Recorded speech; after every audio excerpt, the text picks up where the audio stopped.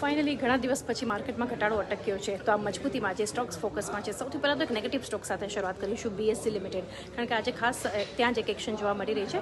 એનએસસીએ સાપ્તાહિક અને માસિક વાયદાની એક્સપાયરીમાં જે બદલાવ કર્યો છે ગુરુવારને બદલે સોમવારે, તો બીએસસી લિમિટેડમાં ખાસું દબાણ છે.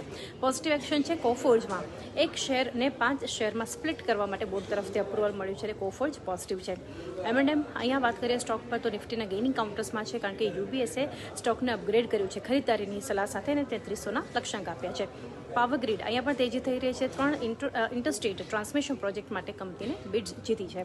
અદાની વિલમાર પોઝિટિવ એક્શન છે, કારણ કે જીડી ફૂડ્સને ખરીદવા માટે શેર પરચેઝ એગ્રીમેન્ટ અદાની વિલમારે કર્યા છે. બાયોકોનમાં પણ ખરીદારી છે. યુએસ એફડીએ તરફથી જે 2 દવા કંપની છે એને અપ્રુવલ મળ્યું છે, જે કંપનીએ અરજી કરી હતી એને અહીં અપ્રુવલ મળ્યું છે, એટલે બાયોકોન મજબૂત છે. સેક્ટરની વાત કરીએ તો આજે બધા સેક્ટર લગભગ મજબૂત છે. સૌથી વધારે આઈટી ખરીદારી છે, ઓટો કંપનીઓમાં મજબૂતી છે, રિયલ્ટી, એફએમસીજી, બધામાં આજે મજબૂતી જોવા મળી રહી છે. તો આ સ્ટોક્સ અને સેક્ટર્સ પર આજના માર્કેટમાં ફોકસ છે.